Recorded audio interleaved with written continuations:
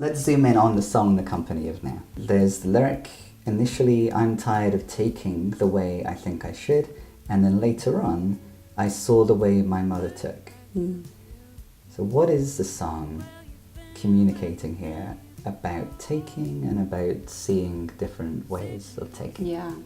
So it goes back to that theme of being paralyzed with fear when you're constantly considering how other people have lived or how other people have chosen. Specifically, I referenced my mother, who I love dearly, and she's a very important person in my life and my own music. But I think I was getting a little bit caught up in, well, this is how my parents did it, or this is what they believe, so then I must act that way too. And that totally took me out of living in the present and stepping from where I'm standing and really being authentically true to my own values and my own intentions. So the taking, it's about taking the way that's right in front of you. In what way did you think you should be taking? Conventional, cookie cutter, get married, have a family, be religious. Yeah. Just kind of let things fall into place. And I realized many years ago that I wanted to shake things up a little bit. How did you realize that? Well, I realized it just by kind of noticing the types of experiences that made me feel connected to others and to myself. I had the opportunity to go on a really awesome trip to Nepal, and I got back from that, and it just changed me. I wanted to meet new people and experience new things, and I didn't want to just live in one place the rest of my life. So it was shortly after that I packed up my car and went on a solo road trip and found the desert. I went to the desert. I went to the desert, yeah. In the part of the interview that may or may not exist, yes. we talked about how great the desert could be as a place of growth. Yeah, because it's so barren. You think that nothing grows there, but it's so full of life. And it's funny we're talking about this right now, because I was actually looking back in an old journal trying to find a poem I had written, and I came across the journal entry from that trip in the Canyonlands, and I was talking about just how much wisdom I was finding and seeing all these desert flowers growing under sand that just crumbles under your feet. The fact that things could have roots in that really had an impact on me. The things, beautiful desert flowers could have roots in the sand as opposed to in solid ground, because we assume that we need solid ground to grow. Right, exactly. And at the end of the record, when you were standing strong in Atlas Hands, both of your feet are planted on the ground. Let's tie a lot of this together. In the chorus of Company of Now, there's the imperative to dwell in the company of now. We think of, we dwell in a home. Sure. We dwell in a particular place. And there's references to not returning home. Which song is that? That would be There I'll Go. Yeah. So we're going where our feet lead us. It's better to dwell in the company of now, with the now perhaps being a desert, than to dwell in security. Where are we? And the comfort of home. Exactly. Yeah. Yes, yeah, you get it, yeah. So rather than dwelling in the spaces that are comfortable, the song is kind of about dwelling with what's present right here. Yeah. And another theme that kind of intersects with that one is, I wrote this album after I'd moved to a place where I didn't know anyone. That's which this you place? can probably, I also knew no one here at some point. Yeah. And it's fun for a month, and then you're like, I don't have any friends or family. Yeah. And so dwelling in the company of now, it's the word company for a reason. It's learning to have enough in this moment. Like, this moment right here is enough for me. At any given moment, we're in the company of now, or we're in the company of us. But I don't know that I believe we're in the company of now unless we're intentional about it. Well, I suppose we can be in the company of now. We can be at any time. But we seldom are. We seldom are, Yeah. yeah. I try my best, but absolutely all the time I'll be walking somewhere and realize I'd forget the last minute. I wasn't paying any attention, and there's so much that we can learn and experience when we're present with what's here, even or especially when it's an uncomfortable time. Yeah. Okay, so back to the idea of discomfort, which is one of the things that is thanked on the list. This made me think of one of the books that I'm reading at the moment, When Things Fall Apart. Are you familiar with that book by Chodron? Well, there's a quotation from it that seemed relevant in relation to the lyrics about right and wrong in Bicycle and what we've been saying about right and wrong and groundlessness. The whole right and wrong business closes us down and makes our world smaller. Wanting situations and relationships to be solid, permanent and graspable obscures the pith of the matter, which is that things are fundamentally groundless. So that's interesting, this idea of so things. Cool. Yeah. Will you send that to me? Of course. That resonates with me so much. Yeah. So how does it resonate with the records too? Absolutely, yeah. So let's talk about groundlessness then. Because we're celebrating the fact that the desert flower, despite solid ground, manages to grow. And how can we grow despite solid ground? Or maybe not only how can we grow despite the lack of solid ground? And maybe even because of the lack of solid ground? Well, it's a tricky question because, like I talked earlier about my mantra of being where your feet are and stepping from where you're standing. But there definitely is those themes throughout of like looking at growing pains. That's about being in an unfamiliar place and growing through that process. Yeah. I absolutely do believe that the moments in which we don't have a solid ground can be extremely powerful in our growth. Why is that the case, fundamentally, do you think? I think when things are comfortable and when we have security, we just kind of get into autopilot mode and we're not really looking for ways to improve ourselves or our relationships.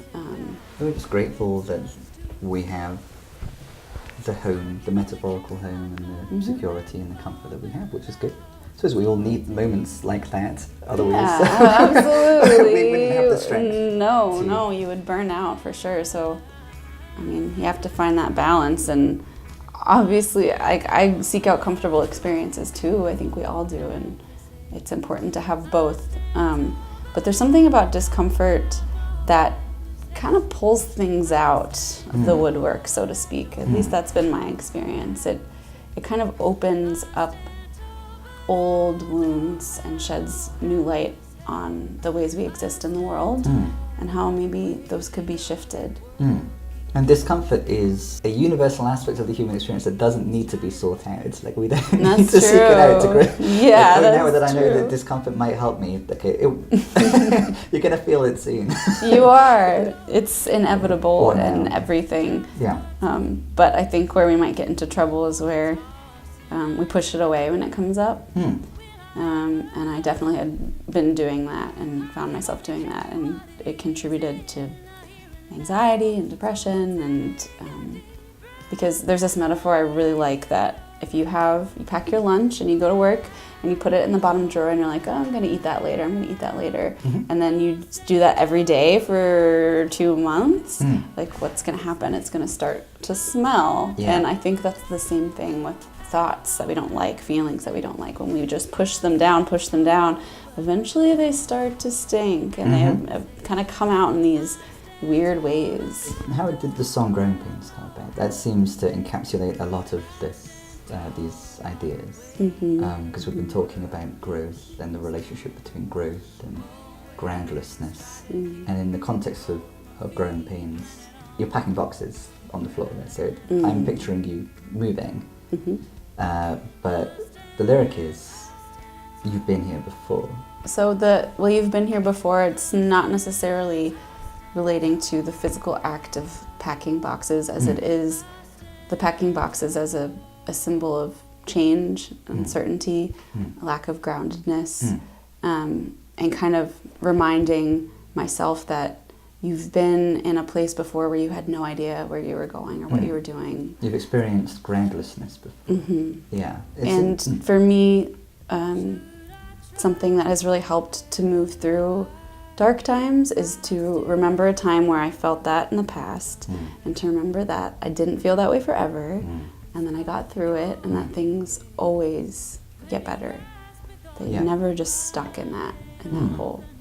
Things always get better, or things always get better so long as one remains mindful, or are there conditions under which things always get better? Sure. Yeah. Well, I mean, I've been really blessed to have a lot of support in my life, a lot of family and friends and therapists and people that have helped me through hard times. So I think things always get better when you are willing to accept help, when you're willing to put into practice those skills or ways of being or ways of thinking that you know will improve your current experience.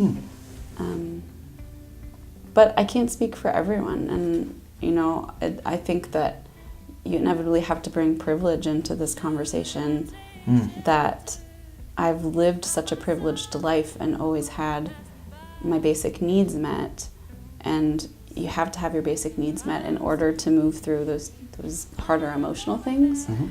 I'm only speaking for myself and my experience, and do things always get better for everyone? Absolutely not. And I think that's an interesting line we have to walk as an artist, is how do I communicate my story and my experience with things like growth and discomfort, while acknowledging that somebody else down the street or across the globe doesn't have the privilege to even move through those things or talk about those things or work on those things because they're dealing with basic needs not being met. So I don't know how you weave those and talk about your experience while honoring that it is not universal. I like that initially it's look back, you'll be okay, and then later on it's look here, you'll be okay. Is there a significance in that shift from look back to look here?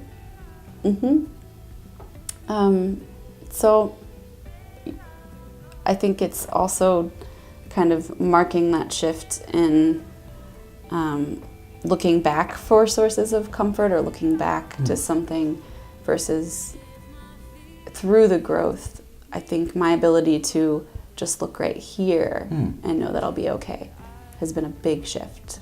Interesting that looking back comes earlier in the song. In your experience, has that been a necessary kind of precondition of being able to truly look here? So the looking back and the healing through going back to the porch swing, going back to the white chair, which we haven't talked about yet. Yeah, we haven't talked about the white chair. Honestly, I'd never really thought about it that way, so that's a really beautiful point. But yeah, I mean, you have to revisit these places of wounding. Yep, in order to be more fully present in the now, but where's that balance, right? Because it's, I mean, if you're looking back too much at the pain, you're not present. But if you're just present, maybe you're not healing enough. But I don't know, I think there's this middle ground where you're present right here, and in this moment you're feeling the pain because of this. And you're not necessarily transporting back there, but you're allowing it to influence your experience right now and not push it away. Nice. That makes a lot of sense to me. It seems like we want to be in feeling the nowness of now, like in a way that isn't being too too much influenced by the lens of like past experiences. There's all kinds of new things happening right now in any given now. And of course it's helpful for us to generalize and to interpret the present through our past. There's lots of valuable stuff in the past. But totally. I think it's kind of impossible to get out of. Of course. Our experience is constantly creating lenses through which we see everything. Yeah. But I think it's about being aware of those lenses and knowing where they came from and learning how to shift them or dial them a little bit or maybe take them off. I don't know if that's possible. And for me, it seems like if we look back to these times of wounding, and we do the healing that way. Often, if we've had this really negative experience, like a breakup or whatever, negative, something that's hurt us, sometimes then we create like a armor. We wear, we build these layers, Totally. and so as to not feel that pain again.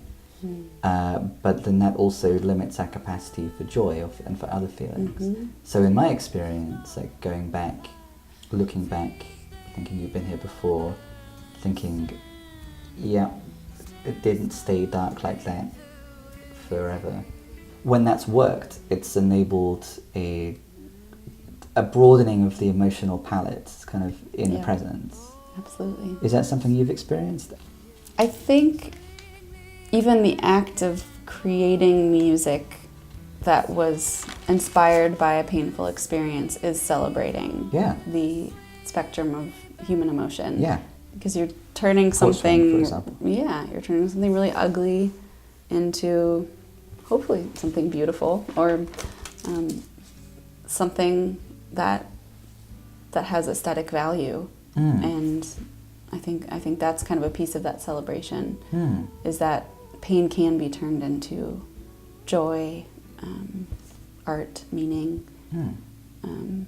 But I totally agree with what you said, that when we numb out those bad experiences, we're also numbing out the joy that we feel. Yeah, we haven't revisited the white chair. Okay. Apart from some clues in the song, I don't know what the white chair is. It sits in the corner all day. I get this question a lot. I'd be curious to know your guess. Okay.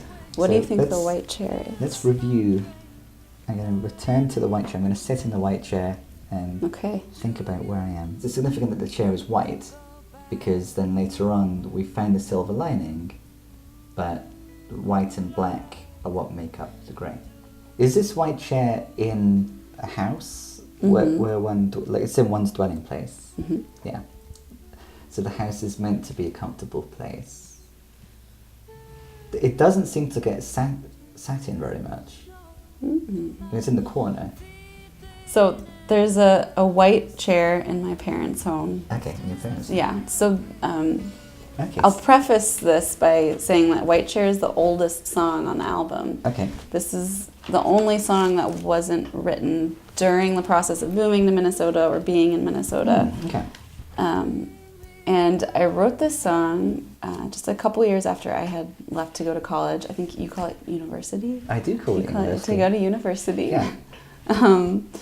And I was really struggling with which pieces of my roots to trim and which to strengthen and which to just notice. And as one does when one goes to university. Absolutely. Yeah, I think that's a pretty common experience. But the white chair is just this symbol of this, maybe you might even think of it as like a little voice in the back of your head about all the things that you were told growing up and your childhood, kind of those automatic beliefs, that those lenses, so to speak, and the ways that we see the world and interact in the world. Yeah, when we're in autopilot and we're abiding in the comfortable home, if we're lucky enough to have one, and we're not experiencing discomfort, and we're thinking, if I could just sit in this white chair and be happy. I could just continue to, back to Company of Now, taking the way my parents took. I could continue to just adopt all those beliefs and live in harmony with where I've come from, where I'm going, who you are and who you were.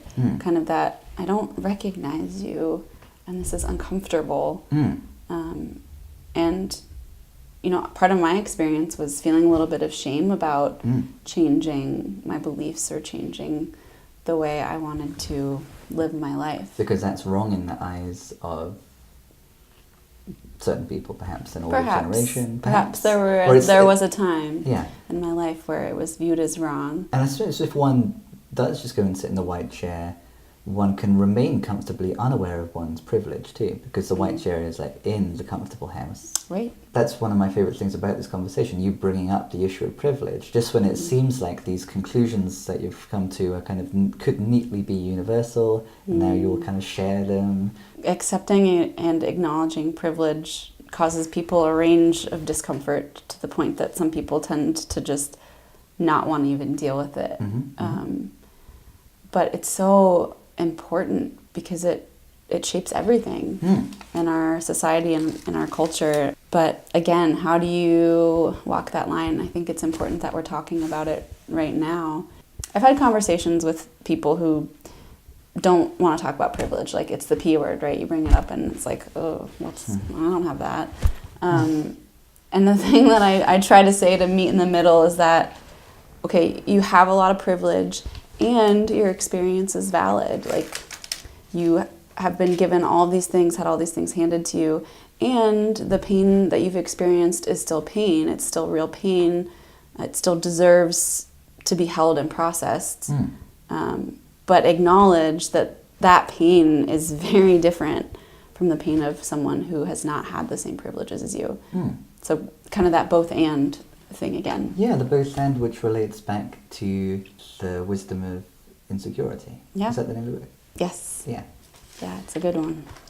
I'm going to read that. You should read it. I can tell. I love our conversation. I think you'd really like it. And I want to read what's the children. Yeah, that book is called When Things Fall Apart. When Things Fall Apart. Yeah, I which like things it. do well all the time. They do. Yeah, they fall apart. Maybe sometimes every day a little bit. I don't know. Has it struck? Yeah, they do. Has it struck you that there are these two places that you contemplate sitting? The white chair, which we're mostly contemplating sitting on and deciding not to sit on. But it's a possibility that, for the most part, we're deciding is wrong for us. And then there is the porch swing, which is a very different place to sit. The porch swing is associated with a lot of positive memories. And like a relationship, presumably. Yeah, a relationship. And it kind of felt like a lot of the growth in the relationship happened on this porch swing. Yeah. And I think maybe perhaps you can relate, but when a relationship ends, it's so easy to go back to those porch swing moments, right? Where things...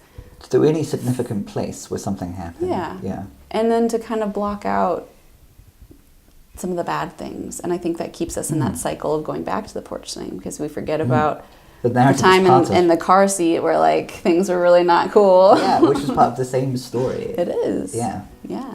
Before I was saying that I really like the fact that in a record about and celebrating the company of now, there's this song where being in the company of a foggy moon brings us back to the company of then and the porch swing. And we were talking about, that's how we started talking about the value of returning to the past so as to process something and expand one's emotional palette. So it's interesting, the porch swing itself is though a place associated with joy, but only associated with joy by virtue of being isolated from the series of events that it's...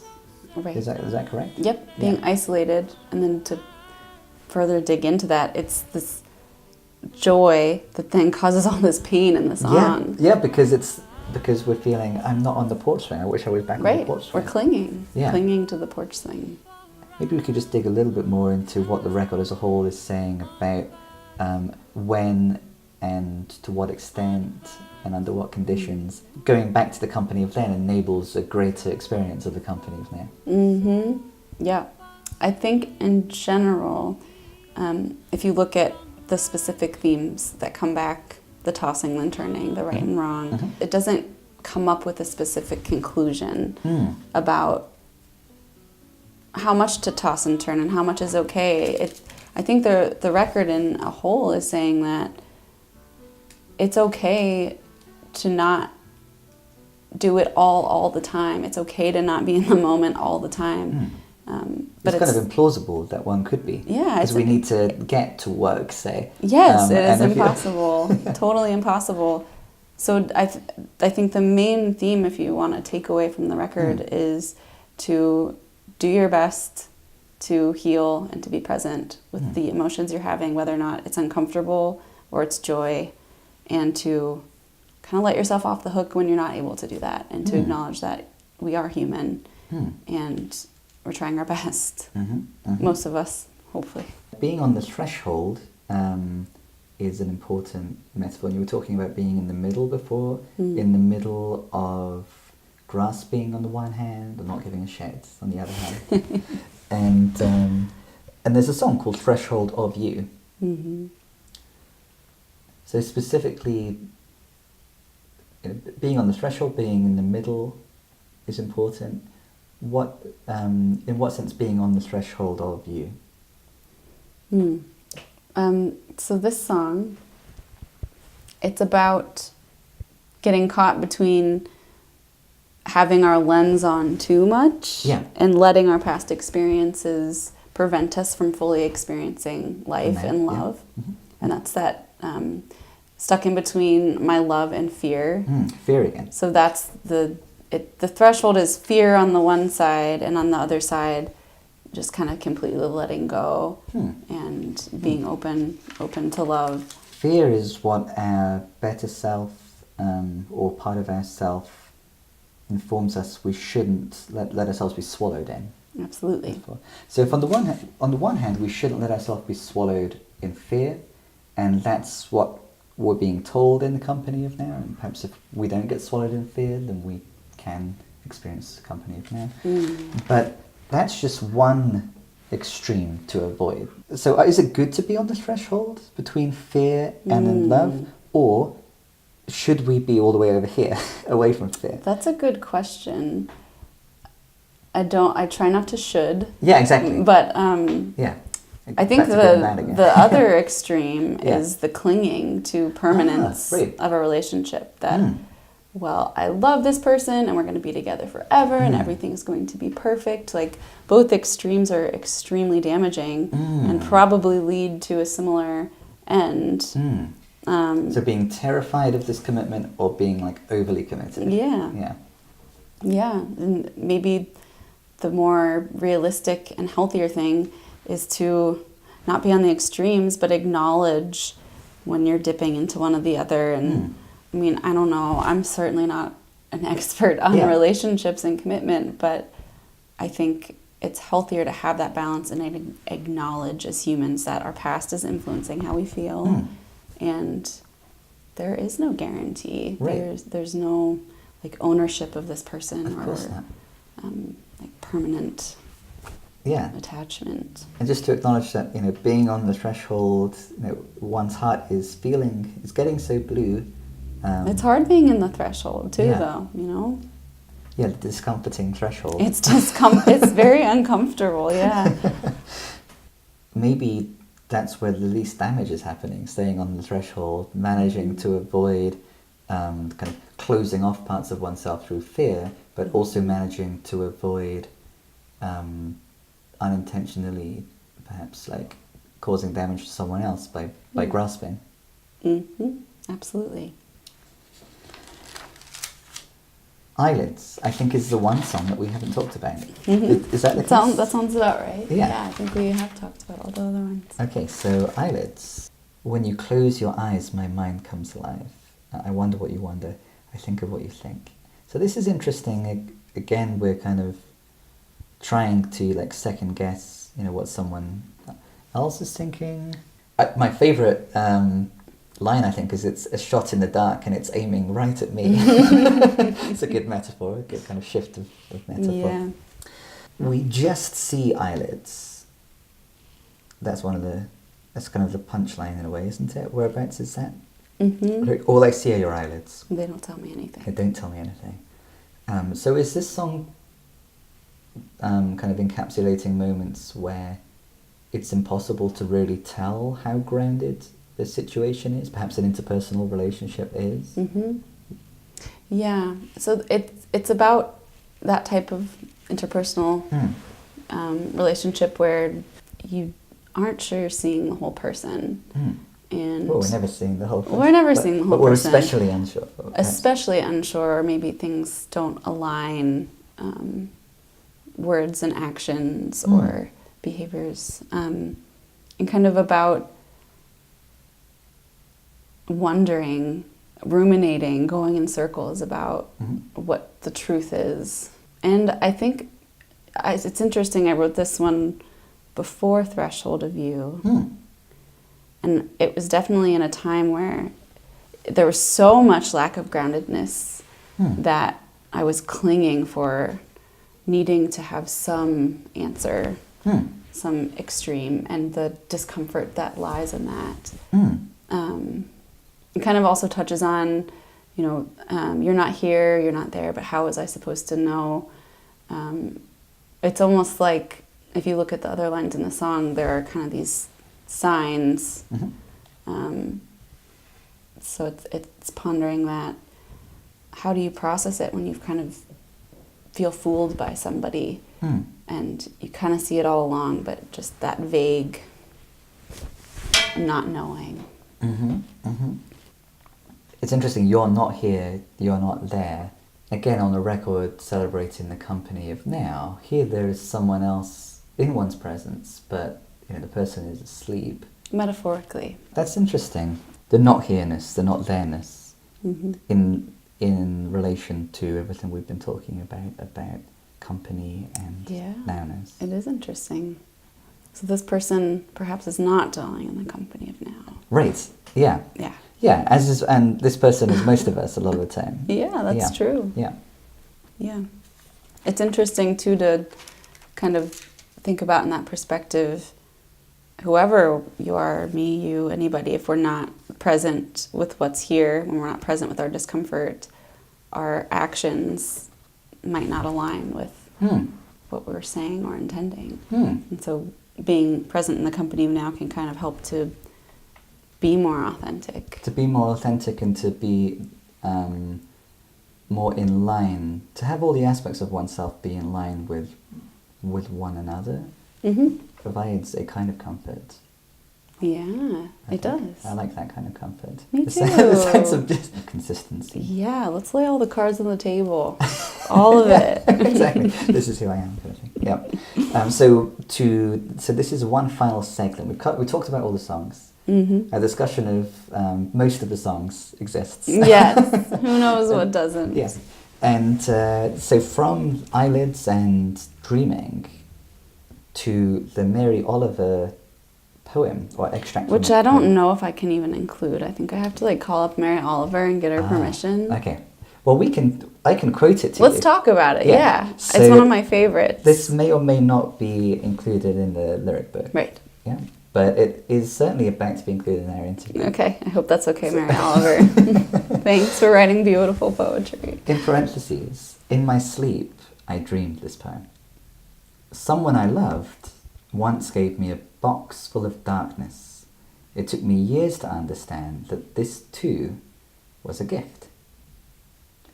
So if that can be a kind of epigraph to the lyric book, I think it would be a very fitting one. What is your sense of the kind of lens? I think that provides a lovely lens for a lot of these conversations and the themes about in the songs.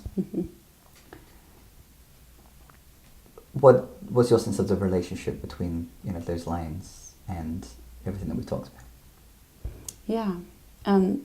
So first, I think it's interesting that most of the time when that poem is quoted on the internet, they cut out that first line. But I think that first line is really important. In my sleep, I dreamed this poem. Why is that important? Well, it's, to me, and I don't know, I'll have to call up Mary and ask her, but it's coming from a deep, deep part of herself. Maybe not a part that she's even aware of as she's awake. And that being that the darkness we experience, whether it's through a relationship or any kind of loss, any type of grappling with a lens, it's a gift. It moves us forward to the next thing. It connects us to other people. It makes our story richer. That experience, that whole thing, I learned so much about myself and so much about what's important to me, what my intentions are, what types of people I want to surround myself with. It allowed me to heal from a lot of old wounds too.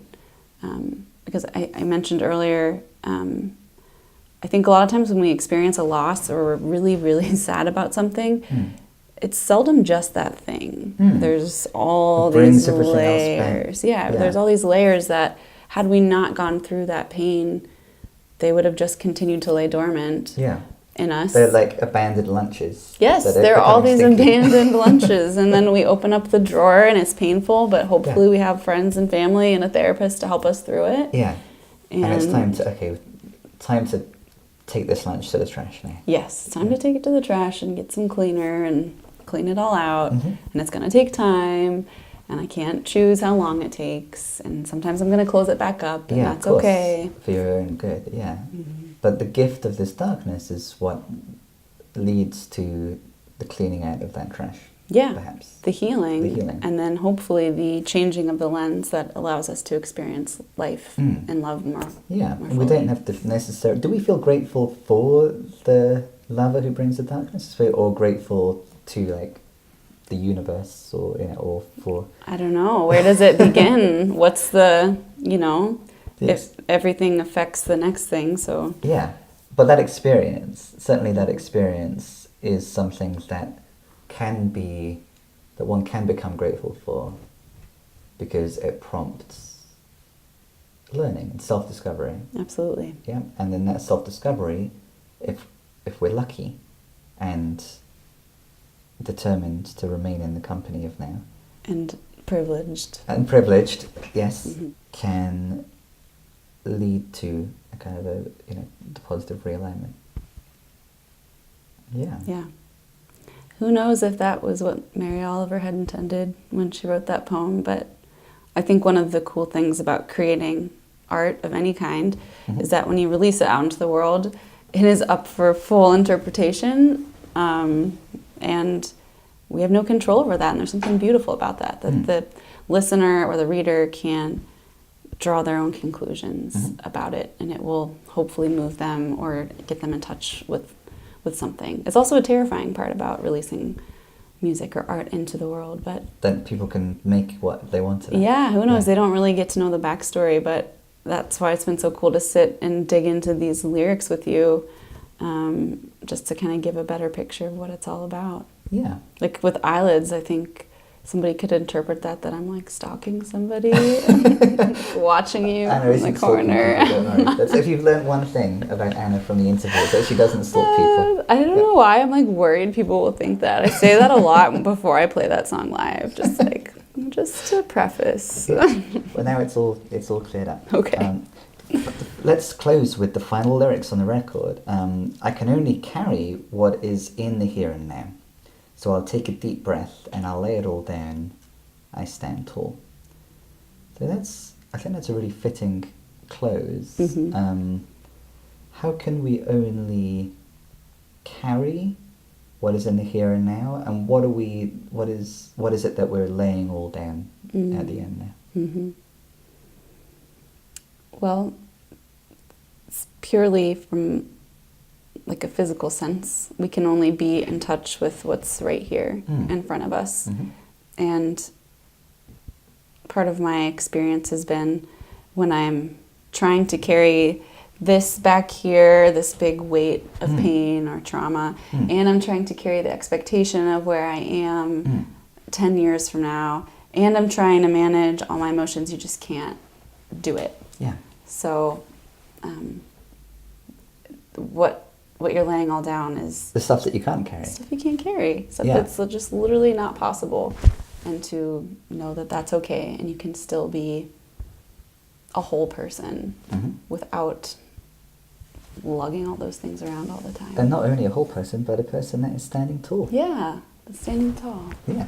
Standing tall on the metaphorical sand. Yes. Against the apparent odds and blossoming like the desert flower. I suppose. Yeah. Yeah. Yeah, hopefully. Okay, well, we've followed our feet through the entire record and visited each of the songs. Thank you for taking the journey with us, everyone who thank you. came all the way to the end. Thank you for watching. Yeah. And thank you for putting such intention into the lyrics and diving into them. I can... Thank you for putting so much intention into the lyrics. Yeah. The cool thing was, you know, there was a lot of intention as it came together, but all of the material that brought it to there just kind of unfolded. And we talked about that synchronicity of things just kind of coming together. So. Absolutely. This has been Back to the City. I'm Simon Calder, and I'll see you again next time.